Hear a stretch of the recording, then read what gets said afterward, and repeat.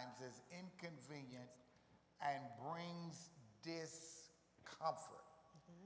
The scripture says, as we look at our text, that Joseph and Mary, after the decree, they went up from Galilee out of the city of Nazareth into Judea to the city of David, which is called Bethlehem, because he was of the house and lineage of David, to be registered with Mary, his betrothed wife, who was with child. So, because of the decree of Caesar Augustus, Mary and Joseph had to set out on this arduous trip from Nazareth to Bethlehem. This was a trip that they hadn't planned. This wasn't on their calendar. Hey, let's go to Bethlehem for Christmas. This wasn't on their plans. And then what you need to know about it, the distance between these two cities was 85 to 90 miles distance between them. And you may say, oh, that's nothing. That's like going from here to Huntsville. That's nothing. But what you have to remember, in that day, there were no planes, no buses, no automobiles. Yes. Anybody listening to me? Nor were there any paved roads.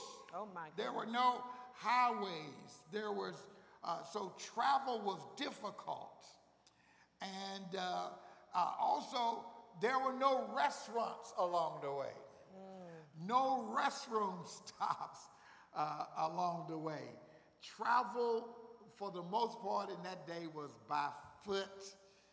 And the text, even though you'll see a lot of pictures at Christmas time with Mary on a donkey or with a donkey, the text mentions nothing about a donkey. So imagine being pregnant. Whew. All the women who've had babies before cannot imagine, Pastor. This had to be miraculous, because I was just thinking about the fact, several arguments that Pastor and I had when I was pregnant was because of him hitting bumps.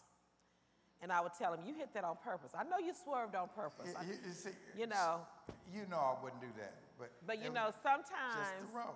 If we had like a little disagreement or something like that, and we're driving, trying to rush somewhere, and he's late or I'm late or whatever has happened, those moments, then we hit this big pothole. And I'm saying, now you know that I'm pregnant. You have a lot of water in your system, and you're real pregnant. Any little bump is very, very painful. I think he knew that. I think he was trying to get back at me at that time. So we had arguments about that. So I just cannot imagine Mary, walking that long and up the hills and down the hills. And even on a donkey, it would be worse with the... Yeah, I cannot imagine it, but... So there were two routes that they could take from Nazareth to Bethlehem. And one was even more physically demanding. And scholars believe they took the least physically demanding. But even this one, they would have to go toward Jericho and through Jericho, and Jericho was known to have bandits. They would have to go there. They'd have to go through the desert. They'd have to go through rocky and hilly territory, go down in a valley, and then Bethlehem had a high elevation. Those of you who are exercisers and do treadmills and stairmasters, were going up to Bethlehem was an elevation of 3,500 feet. So imagine being pregnant. So in this journey, it included mountains, valleys, rivers, desert, bandits, all that along the way, with Mary being pregnant.